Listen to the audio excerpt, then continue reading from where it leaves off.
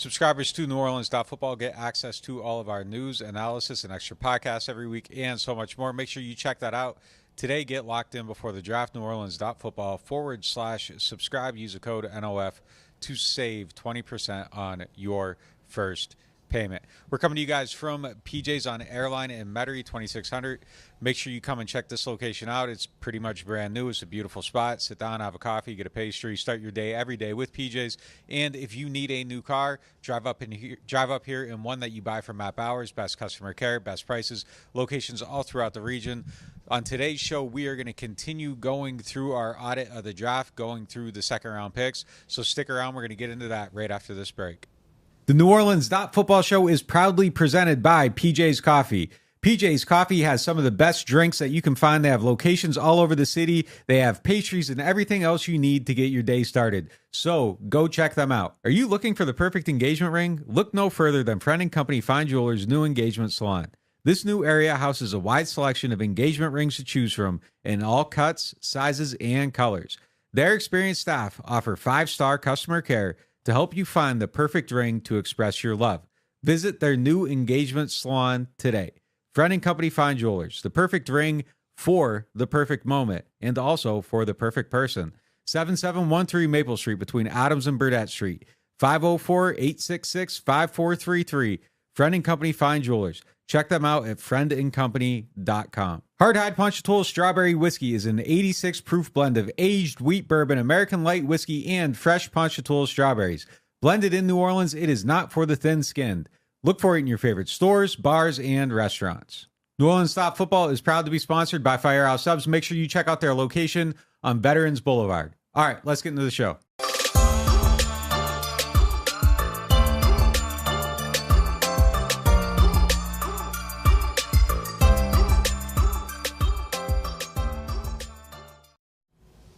It is time for the lead topic presented by Friend & Company Fine Jeweler, the official jewelers of the New Orleans Saints. Friend & Company Fine Jewelers has a great engagement salon, so go there, get a ring, start your love story with that, then go back and get your wedding ring, get your anniversary rings. Make sure that they're part of every aspect of that, and they'll get you started on the right foot at the right price with the beautiful diamond. And while you're there, make sure you check out their Florida Lead necklace and earrings that you see on the screen right now. The earrings are $1,100 and the necklace is $1,350. Tell them that NOF sent you. All right, lead topic, Saints Draft Rewind. Let's review the day 2 picks since 2015.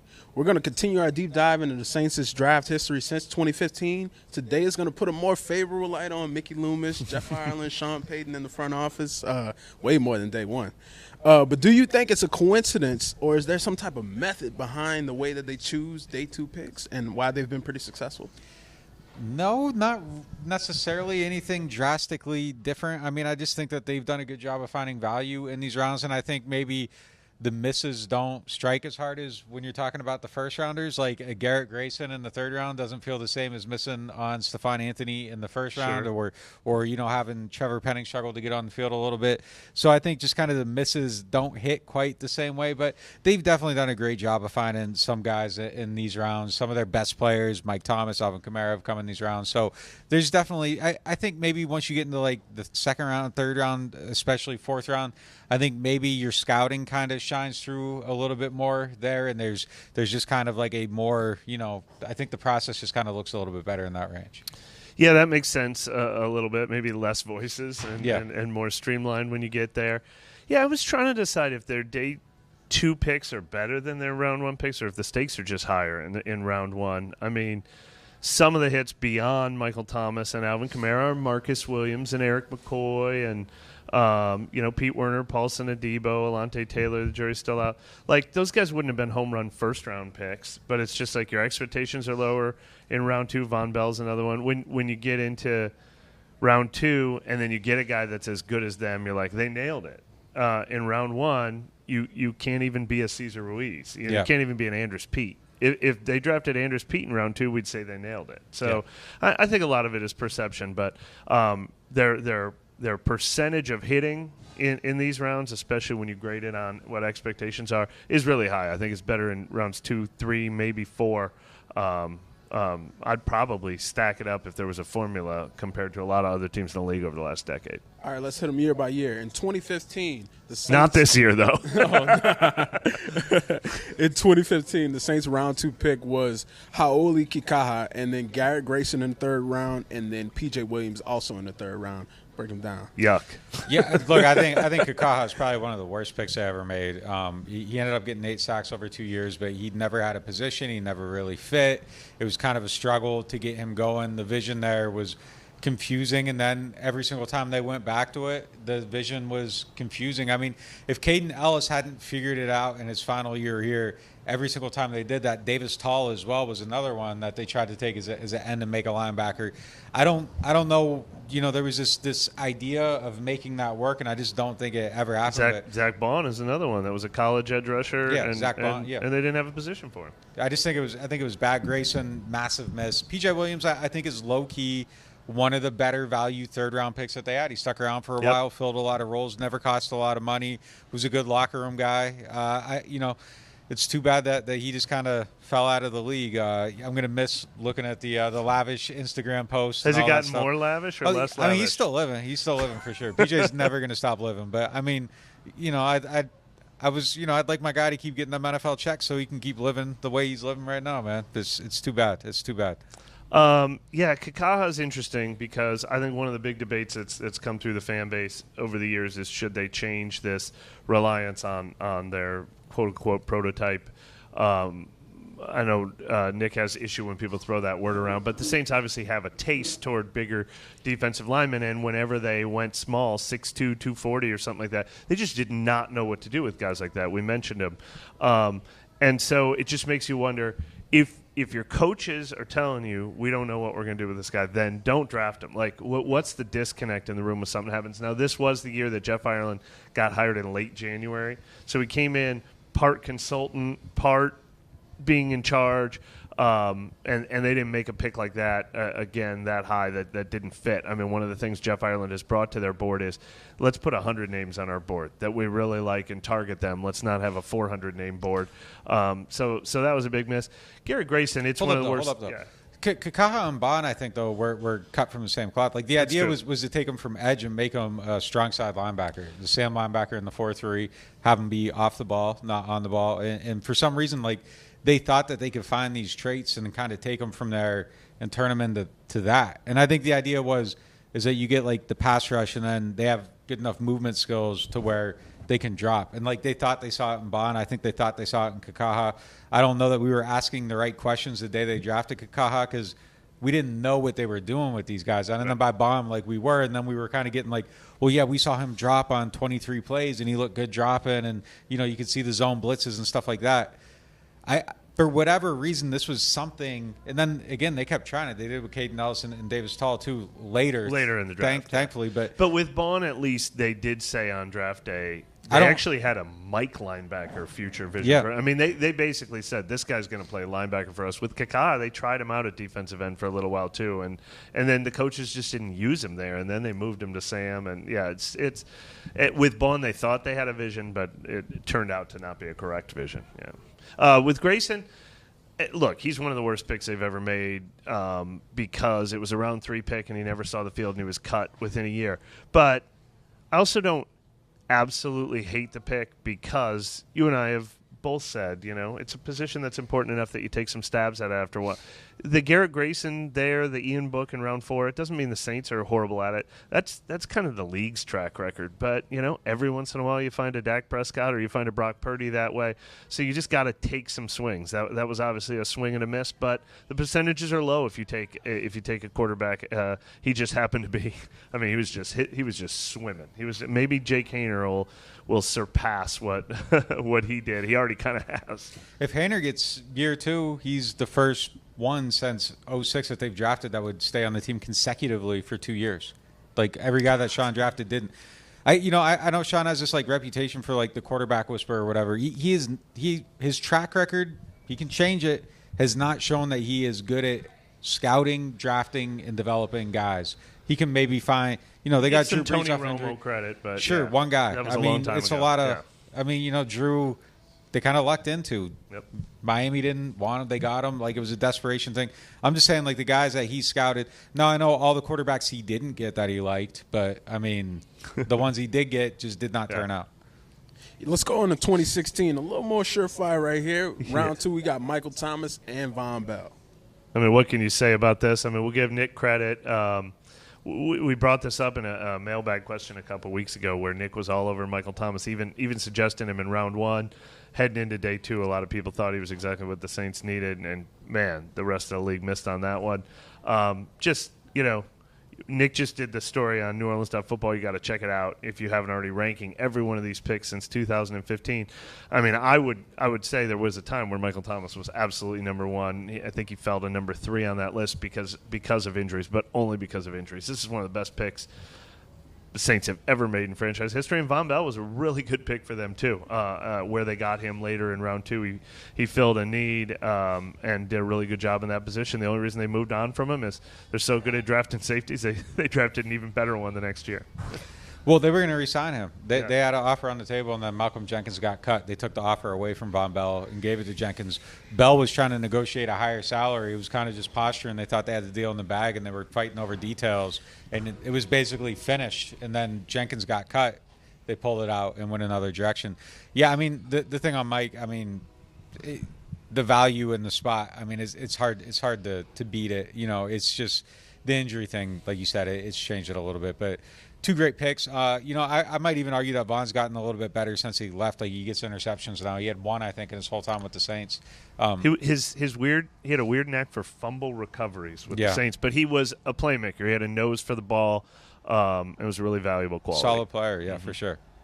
All right, let's go to 2017, the year that everybody knows about. We got Marcus Williams, Alvin Kamara, Alex Anzalone, and Trey Hendrickson. I mean, scouting department. I mean, Jeff Ireland's name will forever be cemented. He did this in Dallas one year too, where just everything he did touched to gold. Like, it doesn't, you have a draft like this, you're cemented forever. And obviously, round 1 was Marshawn Lattimore and Ryan Ramczyk that year.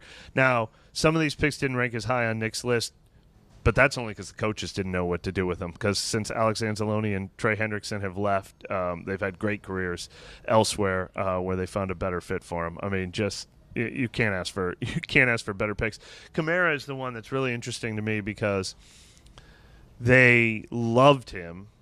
Sean Payton really liked him. They had a need for him, but they took Marcus Williams when they easily could have taken Kamara there, and they started working the phones immediately. And I didn't know the Saints had the patience that they had.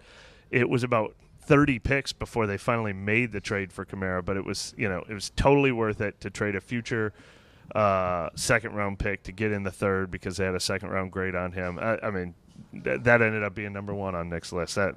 What a pick! More than just a player, culture leader, everything for this team. Yeah, I would say Anzalone's almost even kind of a miss for the Saints, but he's put it together in Detroit. I mean, Trey obviously,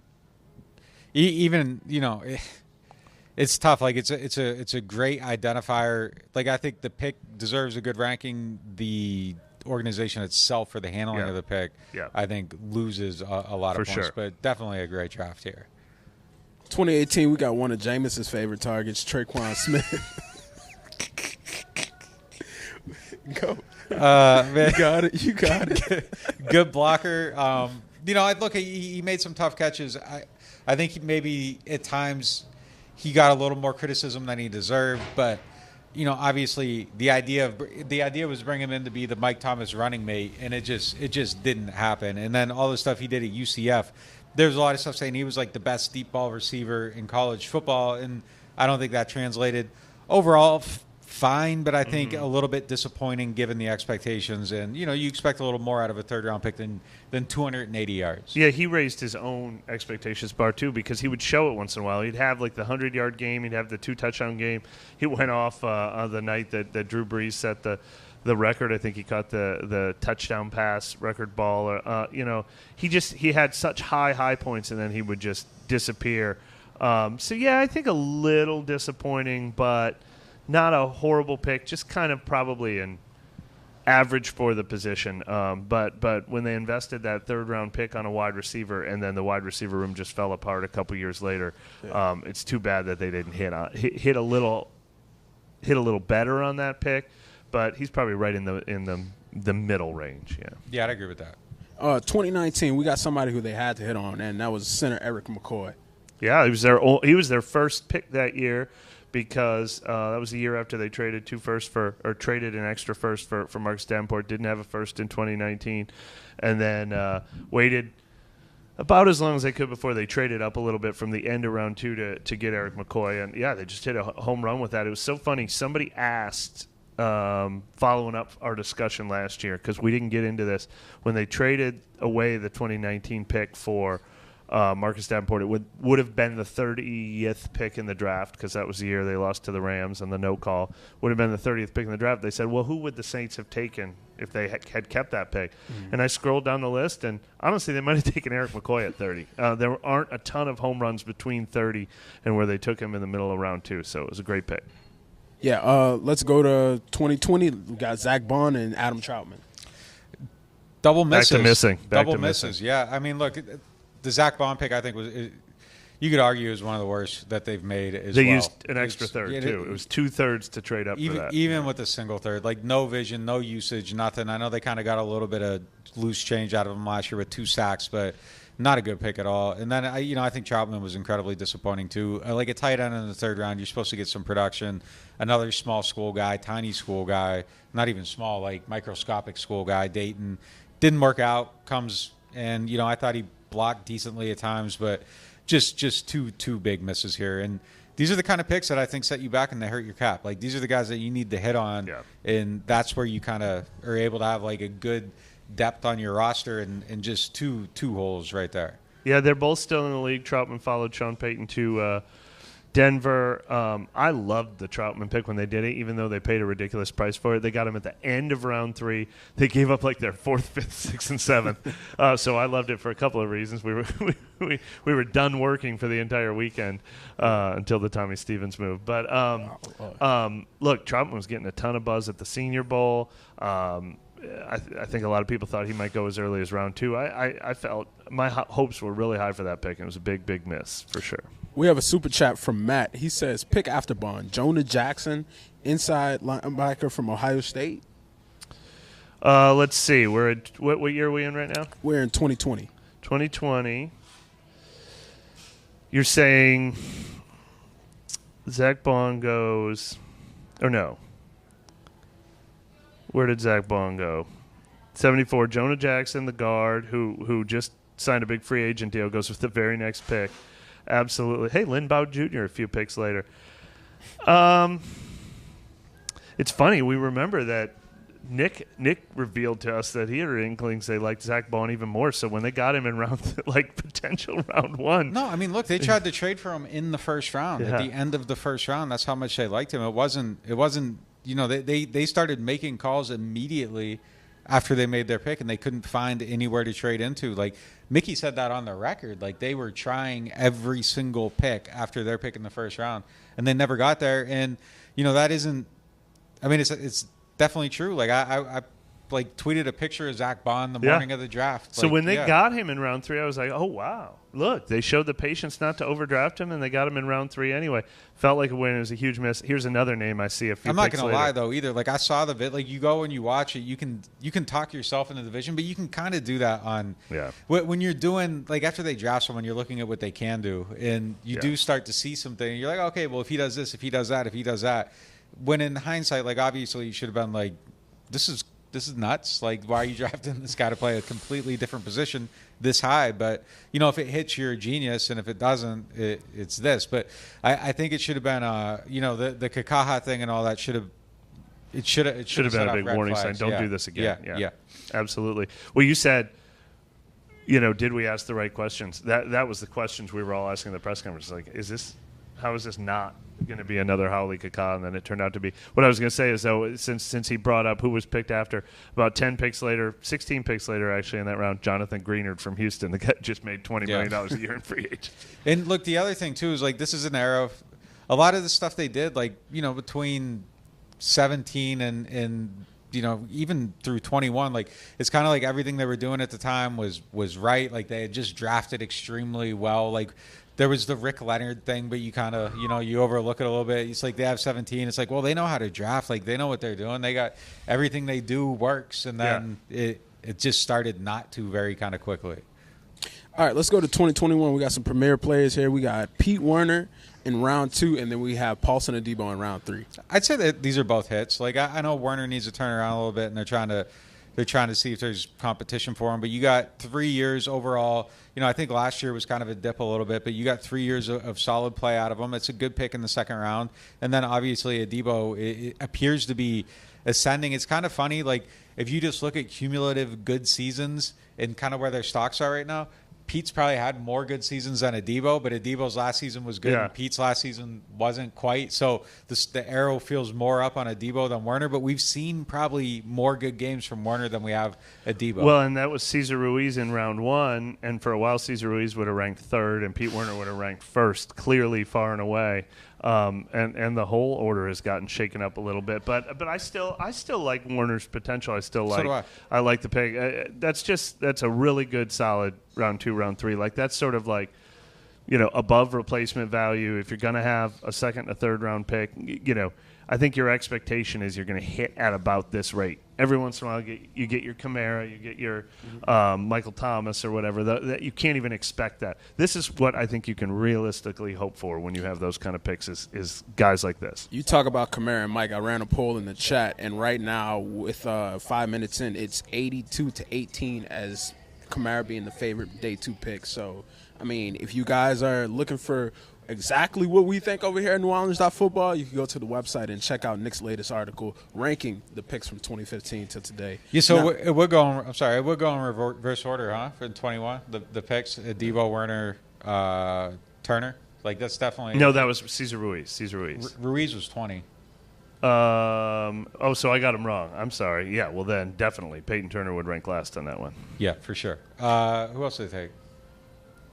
As that draft Ian Book at the bottom. Yeah, Ian Book at the bottom. Landon Young was kind of a sneaky good pick, though.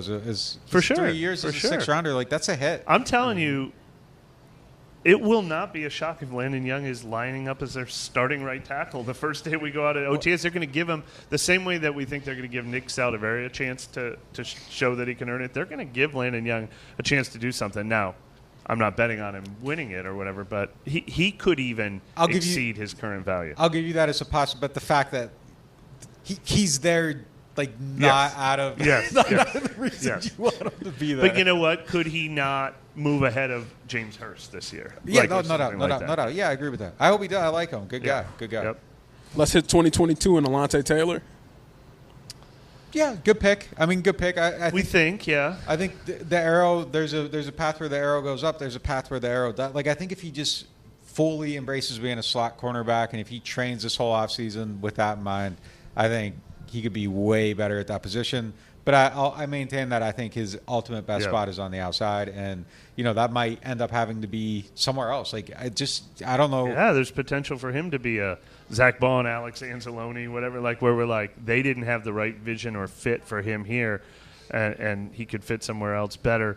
Look, I mean the fact that he could move into the slot when he was their number 3 corner, and they're like, well, we're going to move you to a new position you're not comfortable with, and handle himself well, and then hopefully even better this year. I think that speaks to him, but it's not shining him in the best light. So his arrow's kind of been a little all over the place, but still a pick you feel good that they made that you have in the building, I think. Yeah, and then let's go to last year. We got Isaiah Foskey in round 2 and then Kendre Miller in round 3. To be determined on both. Yeah, I agree. I mean, we're more excited about Miller than Foskey after what we saw in year 1. I was so surprised that Foskey just seemed like in over his head. Really in training camp, he looked like a guy from a small school that only started 1 year, not a guy who had been a 2-year starter with double-digit sacks both years at Notre Dame. Yeah. But that's being a rookie. So we're going to learn a lot about Foskey, I think, here in this second year. Miller, meanwhile, we're probably heaping expectations too high on him, and I think we're about to do that in the next topic. Yeah, and that leads us into our next topic. It's brought to you by Hard High Ponchatoula Strawberry Whiskey. Continuing our conversation on Miller, it seems like we're really excited about his untapped potential in this new Kubiak offense. Is he potentially the X factor for the offense? Yeah, I think there's definitely a chance. I mean, I was incredibly high on him last year. Nothing's really happened to change. I think the first year, incredibly frustrating just with the injuries and all that, and just kind of the way it played out. It just felt like he was stuck behind a rock the whole entire year, and every time he started to push it up the hill, it rolled back on him a little bit. So hopefully he finds a way to just get on the other side of that and leaves all that stuff behind him. I like the fact that he kind of never gave up and fought back until he got on the field. He very easily could have just folded and rehabbed, and I don't think anybody would have thought anything about it. But that showed me something about what's inside of him. But I think his talent, his hands, all that stuff, I think the sky's the limits for him. He just really, really needs to get on the field, and they got to make sure they can block. That's probably the biggest thing for all the running backs this year. They need to find competent offensive linemen who can open up some holes for him. Well, I think, yes, they need to find the offensive linemen, but I do think this system feels tailor-made for him. We've mentioned this before, all those sort of unheralded running backs who've had success in the the Shanahan, the Mike Shanahan, the Gary Kubiak, the undrafted guys, Arian Foster, Alfred Morris was a late round pick, Terrell Davis was like a 6th round pick. Who's the other guy in Denver? But, I mean, just these guys that can go one cut and go, and they say, we're going to open the hole for you. You go hit it. Clinton I think Portis? there's Portis was in that system. He was a little more of a high pick. I know there was a guy in Denver right after Terrell Davis that was another one that just they were just uncanny how they were all succeeding in that offense.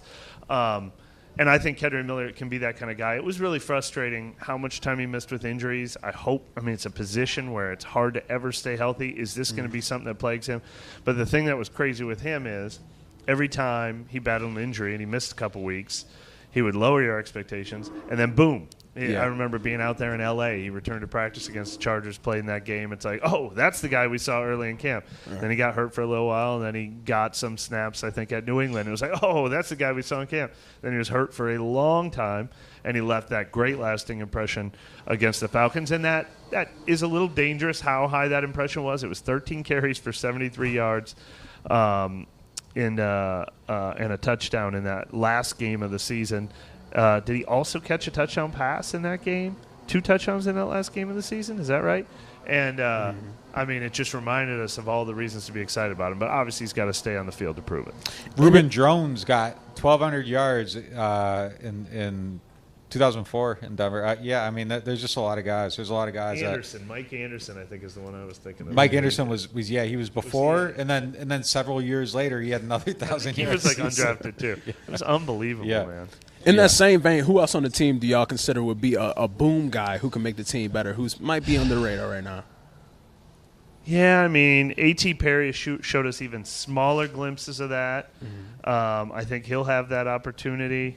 Man, I wish there were more obvious answers to this question. It'd be great if it's Chase Young or Peyton Turner or Isaiah Foskey at defensive end. It'd be great if it's Willie Gay at linebacker. Jordan Howden, second year. Boom guys. That were as high on as Kendre Miller. Nick Saldiveri, does he count at guard? But, they need somebody like this to completely surprise us and move into a whole nother echelon. What was the question? Boom guy that could change the season? Boom guy who could change their season, yeah. Peyton Turner? Yeah. That'd be great. That's like the literal boomer bust guy right there. I don't think there's an in-between. I think he either hits or he doesn't. Yeah. Okay. Cool. Well, stick around, guys. Sit back and relax. We're going to hit a quick break, and then we'll be right back at NewOrleans.Football. Shrimp Remoulade combos are back at New Orleans Hamburger and Seafood Company. Zesty shrimp remoulade served with fried shrimp, catfish, or soft-shell crab starting at $10.99. Or try one of our spring specials, catfish lafitte or lemon caper fish with crab meat, now at New Orleans Hamburger and Seafood Company. Are you tired of renting and ready to own your dream home? Contact Jefferson Financial Federal Credit Union, your trusted source for home loans. Our competitive rates and flexible terms can help make your home ownership dreams a reality. If you're a first-time home buyer or looking to refinance, our experienced lenders are here to help. Our online application process allows you to apply on your schedule. It's quick, easy, and convenient. Visit us online at jeffersonfinancial.org to learn more. Federally insured by NCUA, Equal Housing Lender. Martin Wine and Spirits is home to a selection of hand-picked barrel select bourbon, whiskeys, and much, much more. They are family owned and operated since 1946 and specialize in wine, spirits, gourmet food, gift baskets, catering, and tasting events. They have many locations, so they're never too far away. You can check them out in Metairie, New Orleans, Mandeville, and Baton Rouge, or if it's more convenient, you can always shop online. Whether you're a wine novice or a seasoned collector, you'll enjoy the Martin Wine and Spirit experience. And we're back at the mobile studio at 2600 Airline Drive, PJ's Coffee. Come check us out. Let's get into our money segment presented by Jefferson Financial Federal Credit Union. The Saints have spent the entire offseason saving money. Mike did a deep dive that you can catch only on NewOrleans.Football on what their cap situation will look like in 2025, 2026, and beyond. We won't give away all the details here, but make sure that you continue to check that out. What do you think, Mike? Go. Yeah, well, one of my biggest takeaways from doing this story, I mean, I did tons of the math because, I was kind of curious. Did they really get themselves out of this? And it was about what I expected. I mean, they went into this offseason before the Marshawn Lattimore deal in late December, early January. They were going to be about $90 million over the cap. Mm-hmm. Next year, if they don't sign anyone else to a big deal, I'm including the draft picks in that, it'll be about $50 million over the cap. So they're chipping away. They can keep doing that.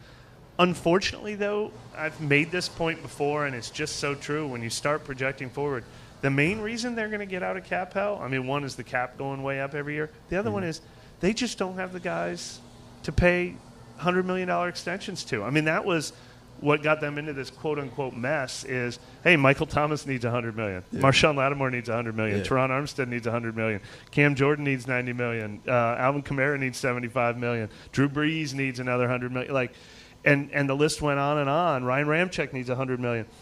They don't have those guys now. There's not going to be guys on this team making $20 million a year, and unless they start drafting better, this problem's going to solve itself. They're going to have no talent and no cap problems unless they start replenishing the talent really fast. Yeah, I mean, that's kind of the main thing that kind of stood out to me is that. But also that it's just not like an overnight fix. I mean, it is a multi-year thing. And then if they do re-sign players, the number is still high, even though it feels like they've been so measured and you kind of feel like, okay, they're going to do this year, and then next year it's going to be this, and it's just no, it's the same thing. It's a multi-year process. But yeah, that's the thing, man. They don't have the guys that are worth paying right now. When you don't have the guys that are worth paying, it's a little bit easier to walk out of this, and it's a shame. But I don't see Adebo's coming up. That's one that I think is probably possible. But outside of that, there just aren't Olave eventually. But you're on the other side of it. Hopefully, by the time he hits, so it's a process. But seeing that there is light at the end of the tunnel, too, that you can kind of wait this out a little bit. You take your medicine for about 2 years, and I think you're in a very much more clear runway space, and then you can maybe start adding while some of the bad money falls away while you're starting to add good. So it's probably another year away before you kind of start seeing them get on the other side of this. Yeah, I mean, look, we just did the deep dive on the draft picks. The only way out of this is to draft better. You're not going to buy your way out of it. You're in cap hell if you go out and say, oh, no, this year we're going to sign Robert Hunt at guard and Jonathan Greenard at defensive end, and they're both $20 million, then you're just doing this again. So for the people who wanted to see the Saints pry their way out of this by, quote-unquote, blowing it up, they don't have to blow it up, but they do have to do this for a couple of years. A slow decay, yeah. All right, now let's hit our Martin's question of the day. Martin's is home to a wide selection of hand-picked barrel select bourbon, whiskeys, and more. Martin's, so much more than just wine. It comes from T. Bickham, 6246. Could we see the Saints using pick 45 and a future second to get back into round one? So, I mean, where does this get you, to 30? I don't think that you're getting very high into the first round with 2 second-round picks. Mm-hmm. But I'm also going to say no, and I don't think that they should do that. And I think it would just be telling the story opposite of what they're doing this offseason. It would be trying to make an immediate fix for something that doesn't really have an immediate fix. So I think the better process for them is to just kind of play it straight. Make a pick at 14, make a pick at 45, pick again in the 5th round, or at that point you package those picks up. But I don't think you should play with any future currency. I don't think you should be overly aggressive in this draft. Now, like if you see an Alvin Kamara and you get him at that spot, that's a little different though, because it's always in hindsight though. But like in the moment, it's just I don't think they should be doing this. Look, they probably shouldn't do any of it. But the Kamara deal, and people really missed this at the time. This was a lot like the 2 firsts argument with Marcus Davenport. That was a 1-for-1 swap. They traded a future second for a third that they didn't have. They drafted Alvin Kamara a year early is how they said it. This question says, should they package next year's second and this year's second? That's giving up 2 picks for 1. And I just don't think they have the luxury of doing that. They have too many holes on this roster. They have too much of a need for young talent all across the board to do anything that's 2 for 1. I don't want to see them move up in round 1. And use a future first. I don't want to see them move up in round 2 and use a future second. If they did love a guy in round 3 and they use next year's second to draft him, I wouldn't kill them for it. It'd be nice if they could even have the patience not to do that. But it's just the 2-for-1 stuff. They've done it too much recently. They were getting away with it when they had a really talented roster. They're not getting away with it anymore. I'll be honest. I feel a little different. If you trade the 2 for the 3, like it has to be Alvin. Otherwise, I feel like it's a massive mistake because you're moving back around. And, I mean, it's just inherently getting less return on the value. So it's got to hit. But I would hate the theory of it. But, like, I'm going to wait and see what the player does. If you're right on the player, nobody remembers what the cost was that you got less value. Like, because it's the right decision when it hits. But if you miss, it's a massive miss. So I just want them to be patient and just draft with what you got. And if you're going to make a move, play with those 5ths. I would love to see the trade down. I would applaud it. I don't know if I could do it. We've talked so much about how badly they need this offensive line help that I don't think they can sacrifice losing a guy that they have a top 10 grade on and settling for a guy that they have a grade on in the lower half of the 1st round. But if they can convince themselves to do it, I think it is actually probably what this team needs most. I just need to know exactly what kind of grades you have on each individual offensive lineman. But if you have the same grade on like 4 different offensive tackles, I would even love to see them add a pick if possible. It's just such a risky move. Yeah. And then, like, what if you don't get them? Yeah. Or if you just get a way lesser player, how do you walk in that room and you look at Derek Carr, Alvin Kamara, Kendre Miller, Eric McCoy, everybody else on the team, and Rico, it's tough. It's tough to look at all those guys and say, hey, like, I think you just. For me, it's just make the pick at 14. Don't do anything else. Just make the pick at 14. Yep. Get the best offensive tackle. Do what you got to do. Go forward with it. Still look competitive.